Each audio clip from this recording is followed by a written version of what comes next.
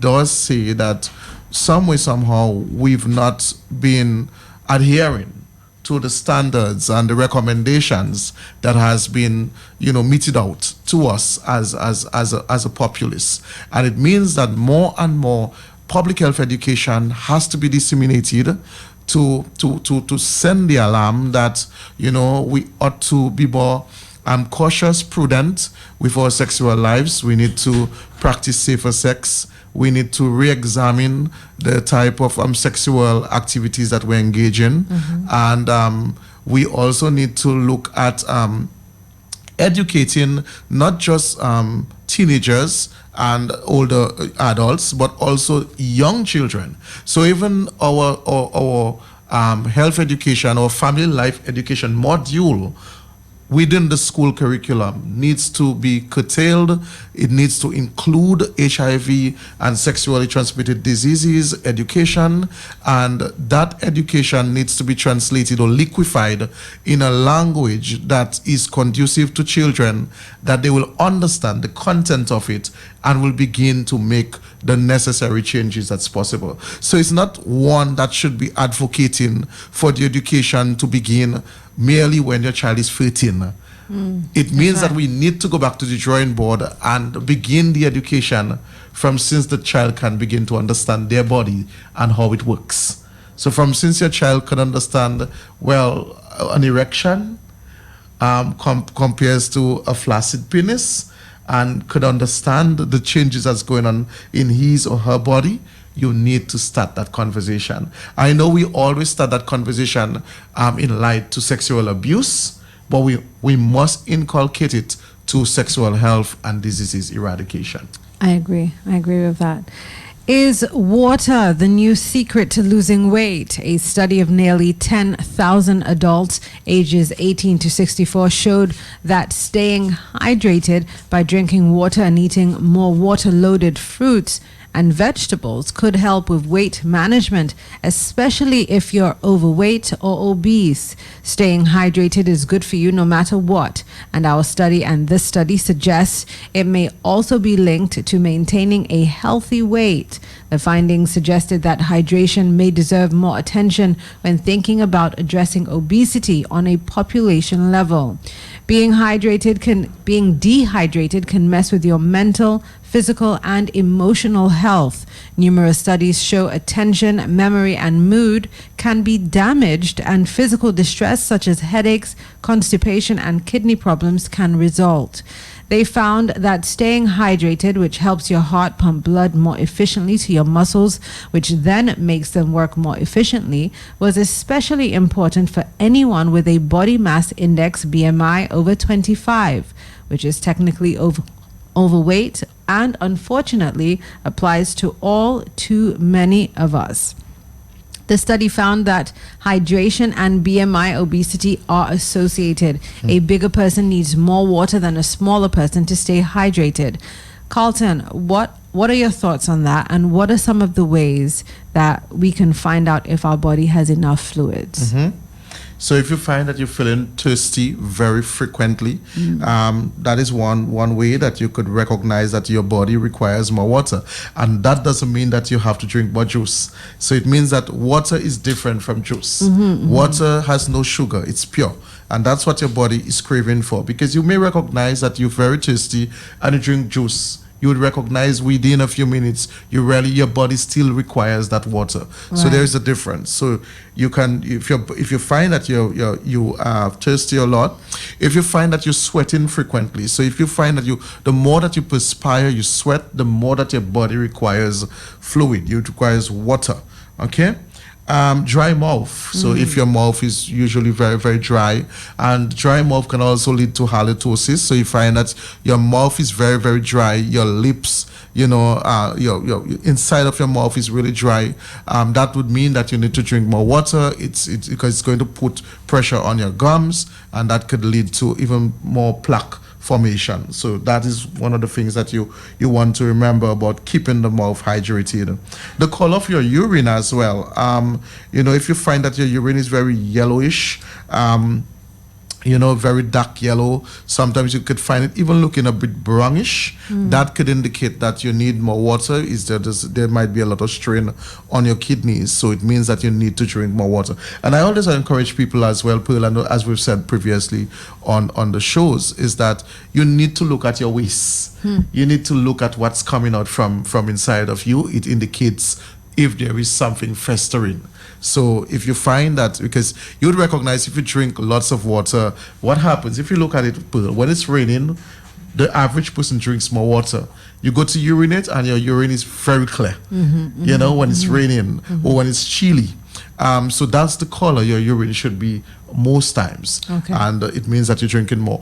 One of the problems with dehydration, though, which we've seen, even I have had problems with it, when we work in air conditions, we don't feel thirsty.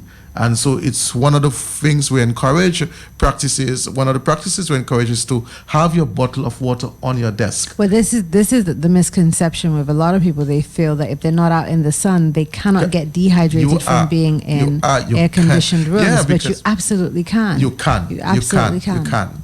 And so it's important that you have your water. And water is truly the best beverage that you need. There is no sugar, no sodium, nothing in there that is pure. In relation to the BMI, in this article, when it said, water is related to the BMI, or dehydration or hydration is related, what did you think of that? I think that was in itself interesting, because one of the complications that we see is that diets that are very high in sodium intake, that in itself increases the probability or the likelihood of having fluid retention. And so you find most of the people putting on a lot of weight. Sugar itself ferments in your body too, just like alcohol does, because alcohol becomes sugar. When we take in more water, it means that our body is going to be getting rid of not just the excess water in our bodies, but the excess salts that's there too. So it's going to help the body to get rid of the excess salt. So I think it's a very good article, and again, it will cause you, because we recommend that you move a lot, and that would cause you to sweat even more too. Okay, we have a caller. Good morning, caller. Yes, good morning, Captain, and good morning. My friend, how are you? Good morning.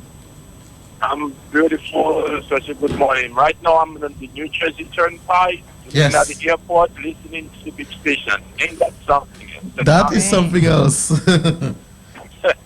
Yes, very interesting topic this morning. You're talking about the water, which is very important. I hope the people really taking note on what you were saying. But you mentioned about thirst. The fact that anyone is thirsty, their body's been from doing a lecture with individual that studies on human and water. He mentioned the fact that you getting thirsty, your body being dehydrated, because we're not supposed to let our body get to the point that it have to feel thirsty. So individuals got to be mindful of that. The fact that you're thirsty, your body being dehydrated. And remember, water, like I mentioned last week, they said also that Alzheimer's is the lack of anyone consuming water in the young age going up to the old age, consuming water, that leads to Alzheimer's. So people remember, you don't want to be like that in the old age. Water is very important. And the water that you drink, stay away from that chlorinated water. We have enough natural springs in each island. Drink the pure water until, the government official study that and do something else instead of putting the chlorine in our water. Find another means of purifying our water. And also, the last time I was on island, I see a lot of our young people drinking soda. Yes. I think that's very bad habit. And they should really stop that and think of themselves, their health, in later on in life. Austin and Charles, thank you. You all, and keep doing a great job. I'm listening. I appreciate that. He raised some really great points. Yes. And this is the same thing with getting to the point of being hungry. We should never allow ourselves to become hungry. We should eat so that we don't get hungry. And I think it's the same concept with drinking a lot of water, and with the Alzheimer's as well. I think those were some really great points. So water is definitely critical. One of the things I did want to point out, though, which the article didn't really touch on, was that sometimes when we eat, we're thirsty, but we feel like we're hungry. Yes. And sometimes we misunderstand, we misinterpret what our body really wants, and then we'll go back and snack. Right. And we will feel like, okay, maybe I need more snack, and then your body craves more stuff and more sugar and more things. Yes. All you need is some water. At that point, you need to say, okay, I've eaten enough. Yes. Let me drink some a water. tall glass of water. And then that just kind of eases all the Right, cravings right. and puts it to the side. We have Good a morning, caller. caller. Good morning. Yes, hello, good day. Good day, Carlton. My and friend, day good to morning Pearl. to you. Yes, Phil just touched on something about, one of you all, about the misconceptions of dehydration when you're in air condition. Yes. yes. That is something I want to touch on because I actually use my refrigerator to dehydrate my herbs. Okay. Yes, and what I actually do is put it in a brown paper bag and put it in the bottom of my refrigerator, and then it would get it would dehydrate and stay nice and green. Yes. Yes, unlike if I put it in the sun, where the sun would intend to kind of brown it out sometimes. So I just put it in the bottom of my refrigerator and it dehydrates there and stays nice and green. Yeah, so the misconceptions of dehydration, I mean, if you're in a cold air condition, it actually helps to dry your skin also. That is a sign of dehydration. Yes. Because most of the times, if you stay in the air condition, you realize that you're losing the oils on your surface of your skin. Very true. Yeah, so that misconception is something that they did stick in, not because you're in an air condition feeling cool that you don't need water. You need a lot more water at that particular time because the coldness is actually drying the surface of your skin, which is supposed to have its natural oils. Very true. Yeah, man. Nice. Bye bye. Very true. Nice. The thing with being in an air-conditioned room, when you're so cold, you don't really actually want to drink any water. That's the thing. It's a psychological thing because you're so cold already, and oh God, just to drink something cold is like no way. But another way that you can increase your intake of water, sometimes, I mean, you can drink water, but you can also, like the article said, eat water-laden food such as cucumbers, celery, watermelon, broccoli, carrots, plums, apples, and peaches. All of these things do have some kind of water content within them. Good morning. Blessed and productive day to you, the panel and the listening. Good morning to you, caller. Yeah, while water is very essential to the body, you should still elaborate that people should not take in PC cold water to their system. That is just as detrimental. And a lot of people does not know that those very PC cold water, as well as people who crush the ice and eat it contributes to a high level of inflammation as well. Now, on the part of good hygiene, yes, the chlorinated water we drink, I will come back to it again. How are they getting rid of the bacteria that is in the pipelines? And if you notice, take some water from a pail and leave it there, and then come back about the next day and drink the water. Taste the water and see how bad the water is. It tastes actually like still water that has some contamination in it. Because with the plastic pipes, we all know that all plastic holds germs and bacteria. How are they eradicating it from the pipes so that our water can be crystal? Okay. That we can drink pure good water. I suspect what I may have to do is to really bring in a chemist from the water department on the show to address the many concerns that people have regarding our drinking water. As I've said in the past, I'm really not an expert relating to the chlorination of the water. I do not know what proportion of chlorine is placed in our water reservoirs, and so because of that, I really cannot prejudice the argument. And so, but what I can do is to really plan to bring someone on to answer many of the questions that our callers have had in the past and still continue to share. Okay. So, Pearl, we are going to be talking about the National Clinic, and you'll be doing an interview with me because I will be here. Right. That's right. So I'll be dual roles today. So we do want to say a great big morning to Edgar here, who's with us from Jolly's Pharmacy, and he's going to be sharing some information with Carlton. And I would like to say a huge hello before we begin this conversation to my uncle. It's his birthday today, Uncle Lass. So happy birthday to you. He lives in Granby. So, I did want to make mention of that today. But okay, so Jolly's Pharmacy has indeed been doing some amazing work in terms of healthcare, education, and promotion. And you guys know firsthand all about that. Jolly's Pharmacy continues to place emphasis more particularly on chronic non-communicable diseases. And we've talked so much about preventing this. These diseases are preventable. We've talked so much about it. But, as such, the company continuously promotes healthy living through many mediums. This radio program, clinics held every third Thursday of each month, school health programs, and the National Health Clinic, among several others. So today our focus is on the National Health Clinic, and we want to share with you exactly what it's about. So Carlton, if you can, tell me what the National Health Clinic is and how it came about. What's the objective of it? That's a good question. Well, the National Health Clinic was conceptualized in 2011, and we had a managerial meeting, and our manager had recently traveled and had seen almost a pilot, but it was from a much smaller scale of what we do now at a company where he visited, and he felt, wow, that seemed like something that we could offer to Dominica, and so we began piloting it right in our store. We began downstairs, whereby we were seeing people once a month, and we began doing the blood pressure, blood glucose, and the weight. This is what we really began doing at first, and it began getting bigger.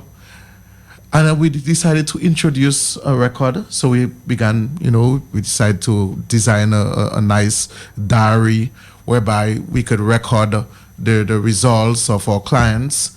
And late last year, we decided to take it on another level. So in the advent of January 2016, we felt that, wow, this is becoming bigger. More emphasis is on prevention. And why don't we expand on this? And this is where we are now. Now, the objective of the National Clinic is really a threefold, fourfold level. One is to foster a deeper relationship between the general public and our company. All right, it gives us a chance to interact with different generations of people, so from the very young children to the elderly. All right, thus experiencing what dialogue is experienced from the public-client relations. So sometimes even in the dispensary, Edgar would know that very well, it's so busy that we don't really get the time to really sit and talk. Because one of the things that you would pick out, that comes out so much about this National Clinic, it's more than just medicine. It's personal matters. That's it's right. People sometimes wanting to vent. It's very psychological. And this is what the gap, the gap that used to exist, this is what this has done. It has bridged the gap, and whereby people have a more personal connection with what we do at Jolly's. Secondly, to share relevant knowledge and raising awareness on the various health and public health issues that are shaping us nationally and globally.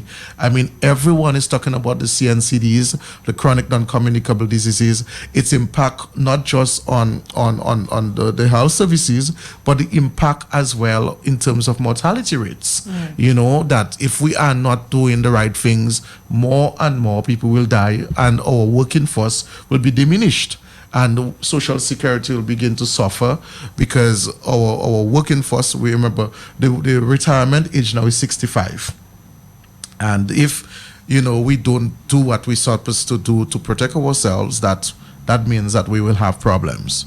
To detect early cases, definitely, of the CNCDs, and to give advice and recommendations as needed, to promote wellness and good health practices, and last, to reach the people who do not access healthcare. And sometimes we have people, because of the hectic lifestyles, they don't get the time. So when we go out and we do our various clinics, we get the time to get these people to at least come and spend 15, 20 minutes with us and do their screenings. And I can tell you, Pearl, we've had some tough moments along the way, whereby we've had situations that were really serious that warranted people having to be hospitalized. And sometimes people had to be hospitalized for 1 week, 2 weeks, and their life was eventually changed by the diagnosis. And so we see the need for the clinic. We see the reason for it and why it has to be a component of the Jolly's wellness program.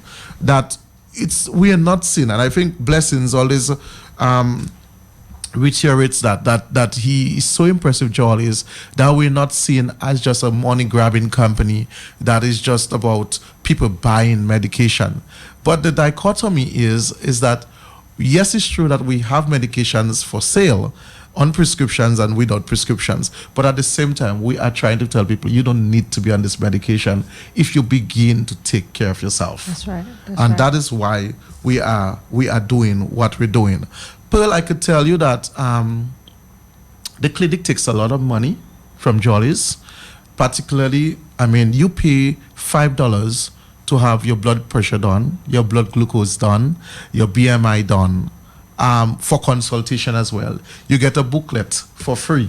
Very nice booklet. And that we must thank 7Cs for coming on board as one of our major sponsors for the Jolly's National Clinic.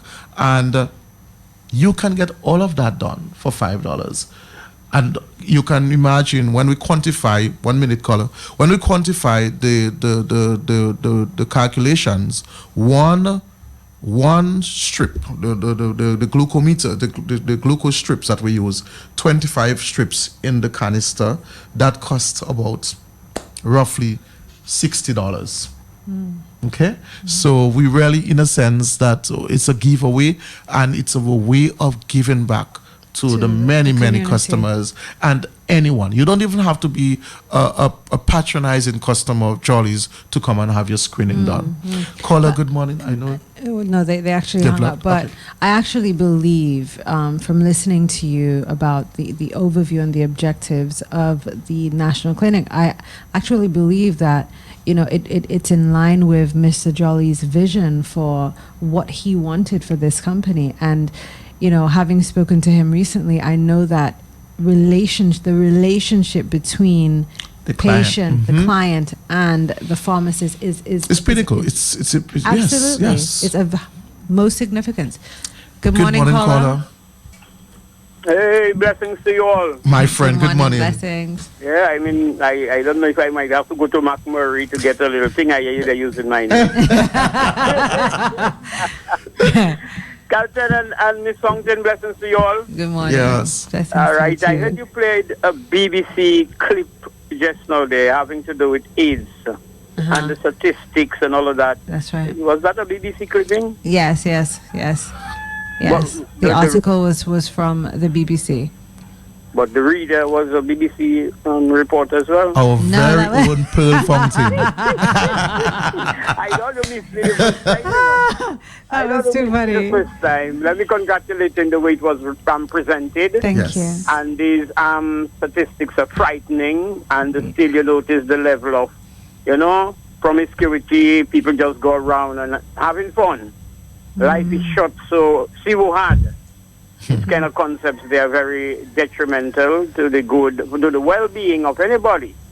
You know, so I mean, I pray that, I don't know, I give thanks to Jolly's, and I saw him last week. Let me give thanks to the whole company and all the workers and everybody, Miss Dover, Jacinta, you, Carlton, my boy, blessings to all. Thank you, my friend. And because that level of education there, it is healthy. And I heard I saw when you made reference to me saying it is not just about getting money, it's about education. And I really commend you all for doing that. So I'm there listening, taking it easy myself. Have a Thank you. Take care. Thank you.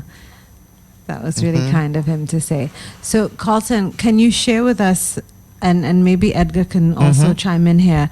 What are the components, the focus of the national clinic?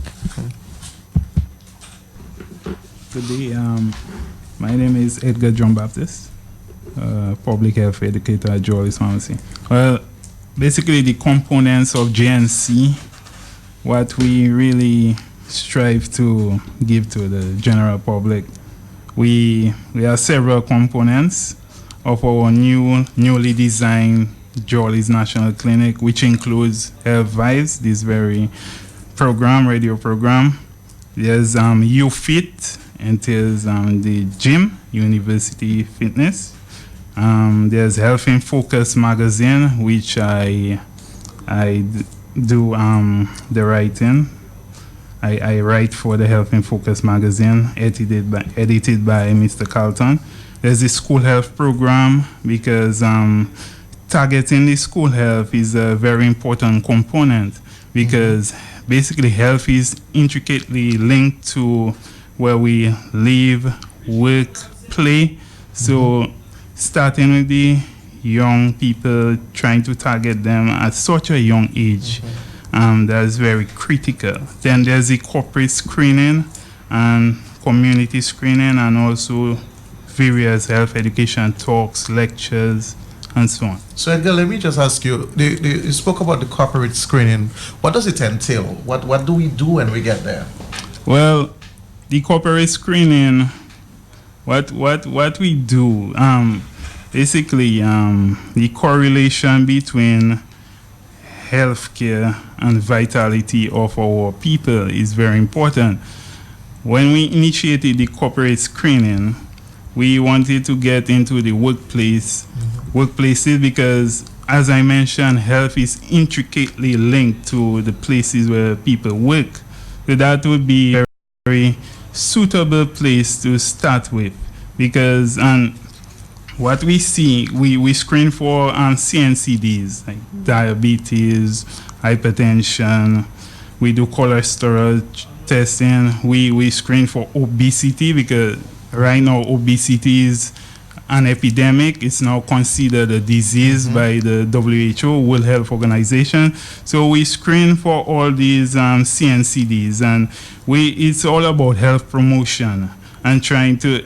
Public health is a science and art of preventing disease, prolonging life, giving lectures that people can tailor into their lives so they could prevent all these CNCDs, which are lifestyle diseases. So that's what we set about doing when we do these corporate screenings. And one of the things I want to add about the corporate screening, that it is so vital that it really gives that synchrony between Jolly's Pharmacy and its correlation with its partners. Because when we get into, we've done NCCU, we've done First Domestic, we've done the Margaret Credit Union, we've done Whitchurch, ACS, the WASCO, and the list goes on. So many companies that have come on board and are still registering to the JNC, because they've recognized that if their staff are well, then their workforce is a force to be reckoned with. And if they're educated as well. And if they're educated as well. But educated to then implement those changes into their daily routines. Definitely. So they'll start to see more production. Right. So you have less sick leaves. You're going to have people happier, because one of the things that we also stress that has to be with wellness is your social and psychological health. How do you handle stress? How do you measure stress? How do you control your stress levels? How do you manage it? Are you having sufficient rest? Sleep is different from relaxation. That's right. What do you do to relax? Some people are so hyper, and sometimes we know the working environment could be very hyper too. It could be hectic, and you have deadlines, you have reports to write, you have meetings to go to, and that in itself can take a toll, because you're juggling as well the things that you come to the work with. Your grandmother is sick at the hospital, your father is dying of cancer, and you're at a desk and your mind is still on your father. you cannot divorce the two. Right. But you have deadlines to meet, you have staff to supervise, and there is that dichotomy. And so what the clinic does is to give you as well interventions. Because we have, and we'll talk about that a little later, the pool of experts that are part of our team that are giving interventions. So we don't just come in and take numbers and send a report to you and close the door till next time. We come up with programs. We come up with a program that is sustainable, that is measurable, and at the end of the day, we can optimize health patterns. Healthy health patterns within your companies. So when we write our reports, we might put, that, okay, we recognize you have a glucometer, you do not have a blood pressure in your workplace, you need to do that. We will come in and train the staff, or at least 2 staff, how to use it properly. That's right. And so if somebody is feeling ill on the job, we can say to you, let's check, begin with their blood pressure, begin with their blood glucose, and test and see if they're normal, if they're good. And notwithstanding all of that, the JNC also allows, through the JNC, the company can also show their employees, hey, we value you, and we appreciate all that you do for us, and in return, here is what we want to give to you. So, the JNC can also be viewed from that perspective. Excellent. And Pearl, it's a good thing that you've said that, because we've had these, clinics, throughout the island. I mean, almost, we do clinics, basically 2 clinics per week with companies. And I must say that so far we've been getting excellent reviews, excellent support from HR managers, and they've been so passionate. You have companies coming up with clubs, exercise clubs. One of the things that we say to them, you can actually help to advertise your brand, your company. You make some T-shirts, you put your brand at the back, That's right. And you go collectively to run and you sell wellness about your company. You begin to work together. Right. Yeah. Good morning, caller. Good morning. Good morning, caller. Hey, blessings. I'm Carlton. My friend. It's just me again, and I think in opening a radio station, I need a news reporter, a news broadcast, and I have somebody in mind. Yes, I suspect that. But let me say, the brother that is there, I know him by face, not by name. Another person, very polite and well mannered. Yes. So whenever I come by Jolly's and I meet people like Gemma, Gemma St. Joe. Yes. And that brother, and let me shout Gemma. Gemma, blessed day to you. Maybe most of the times I don't call, but when you say I think of Jolly, I think of everybody. Because everybody seems to have a perfect approach towards customers. And that is really sweet. I have nothing to query about, no complaint, nothing. So I want people to understand too, even the program there, Jolly paying money towards the program. Yes. So you could see to the length you all will go to really try to just have not just a customer taking money, but a customer relationship. That's right. And a customer relationship is very, very vital. So to educate the customer, and at the same time an interaction. I can even call and talk, So all that is very healthy. The education and the sacrifice, paying the money to host the program. And so I give thanks for all the information, and I've learned a lot. That's the way I'm learning. I did not go nowhere. So thank you, my friend.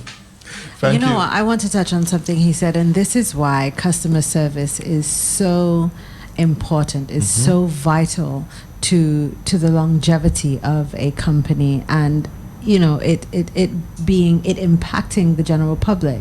When you come into Jolly's, you find that there are people who pay attention, they observe, and I read on Facebook a couple of months ago, a cousin of mine posted that she had gone into Jolly's and she completely forgot what she had gotten the last time she was there.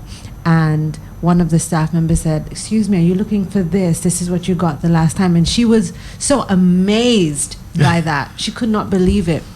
And this is why, you find that you have stakeholders, government ministers, everybody talking about how vital customer service is. And you see it being displayed at Jolly's Pharmacy every single day, every minute of every single day. You can never go in there. And this is not just for locals. This is extended to visitors alike, people who come here. I mean, I've had family who've come down to Dominica and who've been sick, and my family have gone to Jolly's, and they come back home and they talk about the service that Jolly's Pharmacy has offered. It's like it's not, Jolly's not supposed to be in Dominica, but you know, they're here I know. and they're leading the way in healthcare, as we always say.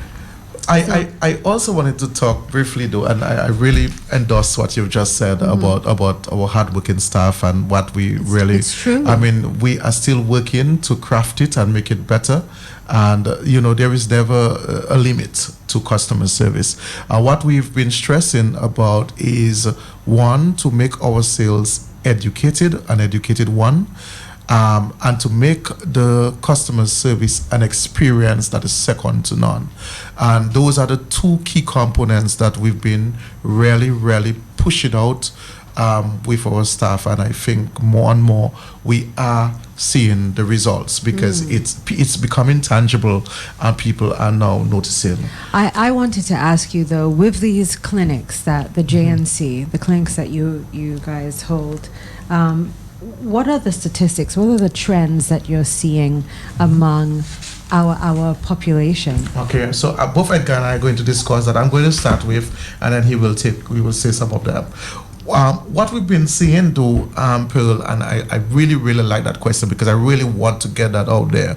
We're seeing nutritional deficiencies. We are not nutritionists, but as pharmacists, I would have done some course in nutrition.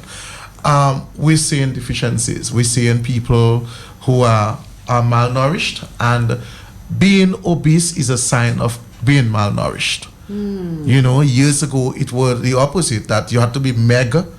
If you were meg, you were malnourished. Right. Now, if you are obese, you are malnourished, because it means that your nutritional proportions are not they are not quantifiable. They are not balanced. So you could be having too much fat, you could be having too much carbohydrates, and not enough of the other food groups. So that is one of the things we've noticed. There is a significant lack of exercise or physical activity among our population, though we are seeing more and more people, you know, doing some exercises under the cliff and elsewhere.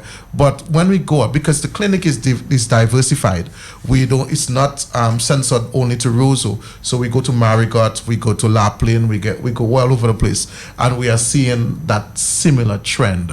We have some nice plans for that, by the way. We're seeing the obesity levels and particularly what concerns us even more, and as Edgar will allude to, our young children. Children who are 100. A few weeks ago, there were, I don't know if I should say that on the radio, but there was a situation whereby a son was weighing more than almost the same as his dad. So the son was very young, below 15, and the dad was close to 50, and the weight were just about 10 pounds difference, and so that concerns us, and so we see those levels. We are seeing there is still a lack of public health education. People, you know, when we screen, so for example, we might screen someone and we get an abnormal blood glucose reading at a random blood sugar done, and we may say, well, this indicates that you may be. And we're very careful with how we phrase things, because you have to do certain tests before you can just say somebody is diabetic by one reading. So we may say to you, you may be diabetic based on what we're seeing. Or borderline. Okay?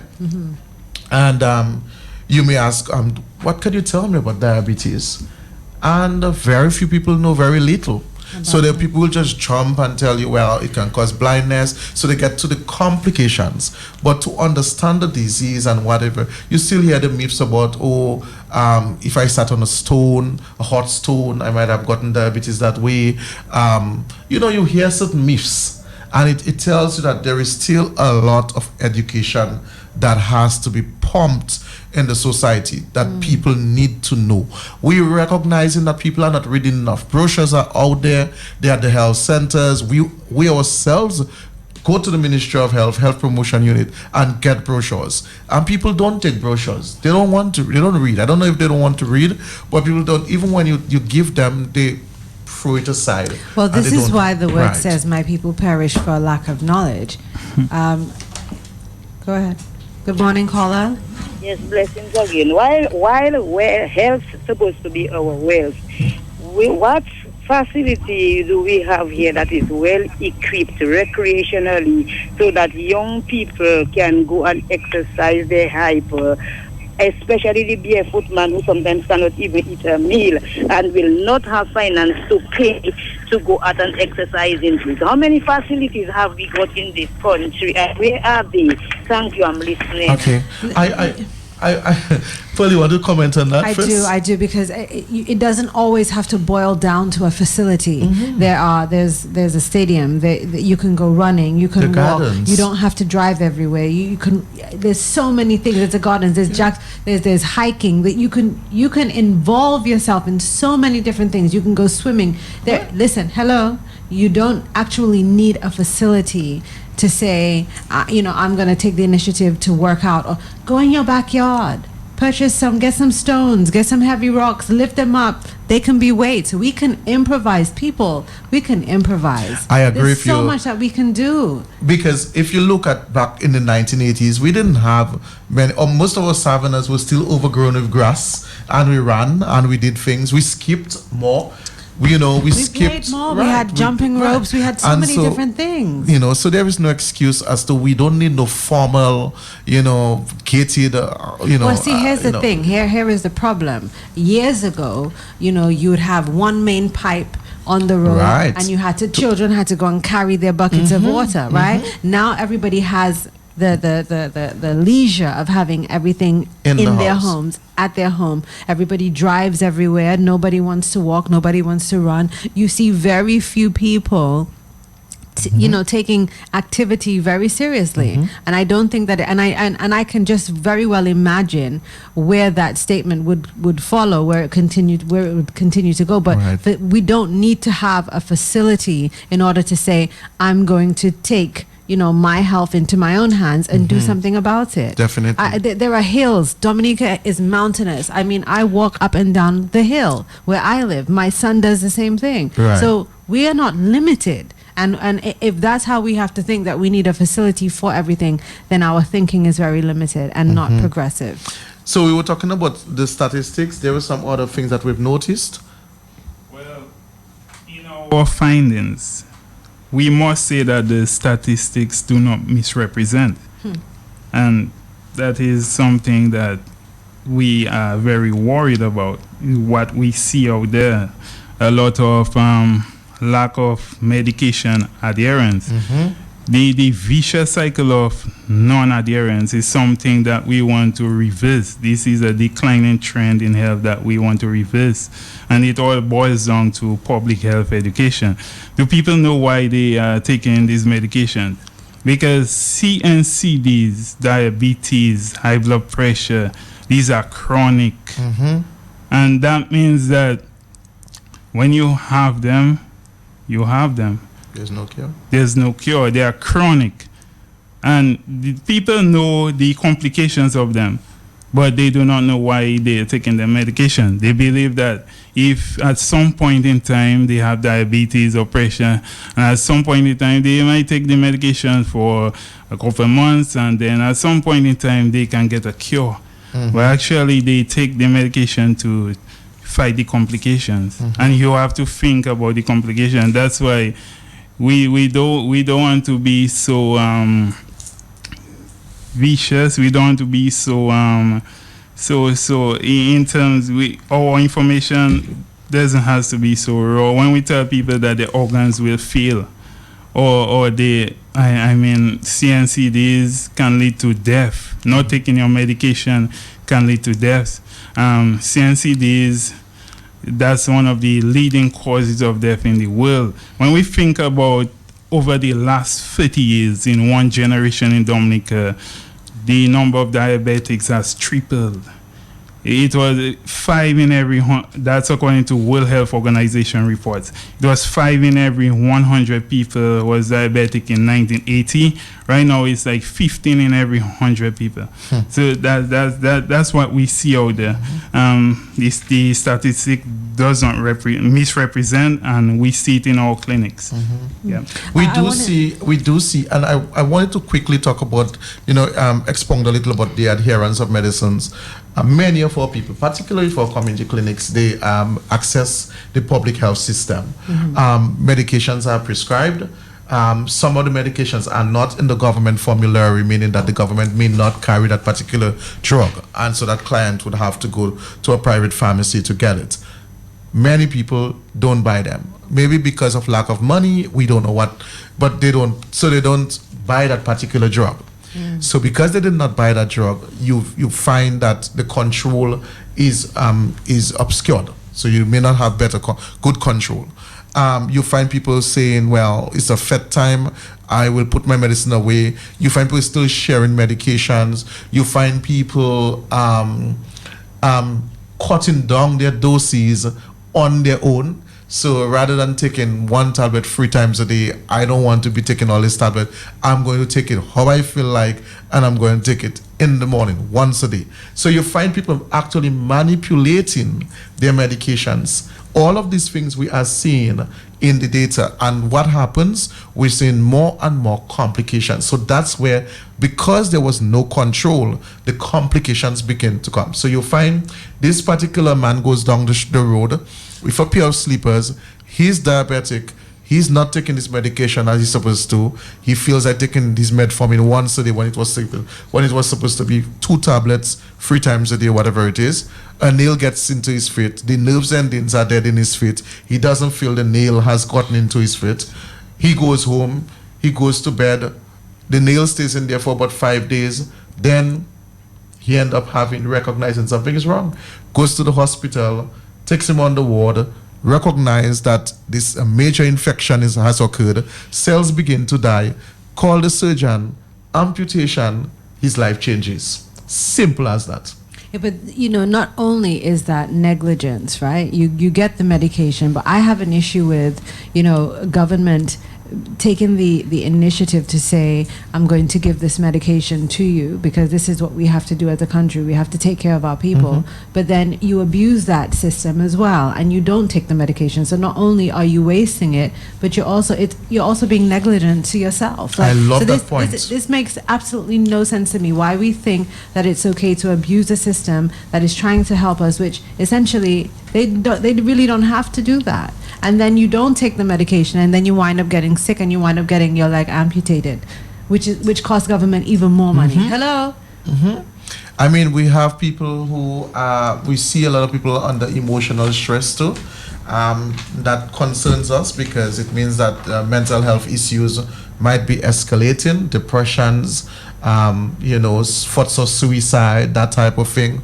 Sometimes you begin to talk to people and they just begin to cry to you, break down, and you have limited time. You have to find ways to see if you can get somebody within their community or their health district to assist them on an ongoing basis. Before you continue, because we're running out of time, but I did want to talk about, with all of what Jolly's Pharmacy is doing, what is the aftercare like? Right. Because I think that's a really important point to cover. Right. That you don't only just go into the communities and do this or into corporations. There is still aftercare. Good. We have a team of very good people. So we have Dr. Jones, Sybil Arlene Jones, who is a psychologist. She's come on board. She's very much in link with what we do. So we've had to use her services to promote the wellness package, and at the same time to monitor people that may have challenges, as it were, relating to emotional problems that they may need interventions on. So Dr. Jones, we are now talking with a nutritionist that will be coming on board to actually help to manage our obesity cases, to help with people with food portions, and interpretation of food labels, food plans as to what would be a typical breakfast if you need to lose this amount of weight, and so this person will be coming on board. We also have discussions. We have discussions with someone else, a family nurse practitioner.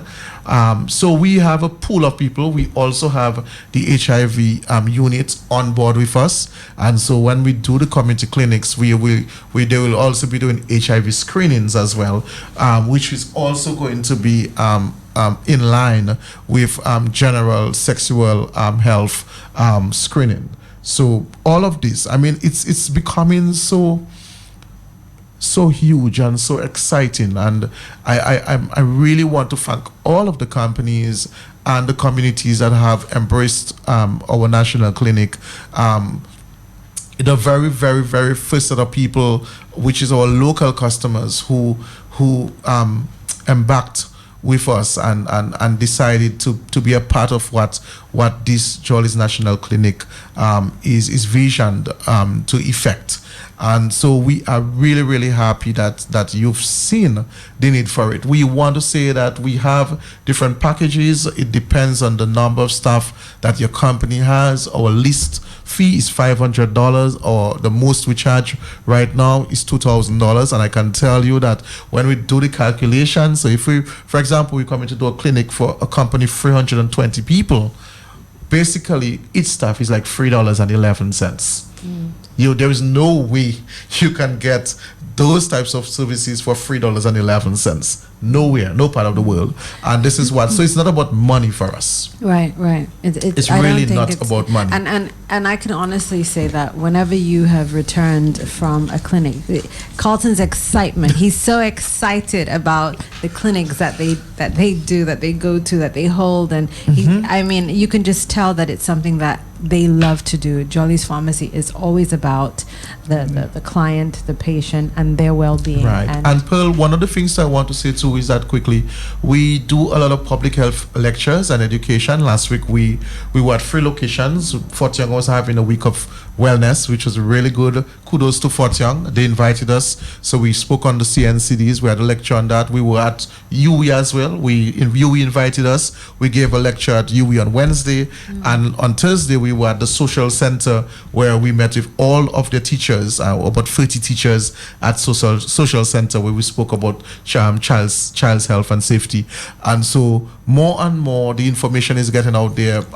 People are requesting our presence, and if you are listening right now and you have a company and you think that this is a service that you would definitely want to give to your staff, feel free to give us a call at Jolly's at 448-3388. So give us a call. You can ask for Carlton. You could ask for, once you send the information, once you call, I will get the information, and we can talk and we can organize. Now, whenever you set up a community clinic to go into different communities, how would they know whether you're coming? And that's a good question, because one of the things about our community clinic, we do not do it in isolation. Okay. It's always in partnership with the district medical facility. Wonderful, and team there. So we were in Salisbury last month. It was great. We had the entire sensitive health team with us and the HIV unit with us, and that was great. We are looking at Grand Bay. So Nurse Alexander, if you and your team are listening, we are looking at Grand Bay as our next community check. And we would love to collaborate with, I know Nurse Alexander quite well. We would love to collaborate with you and your team to make this exercise an amazing one.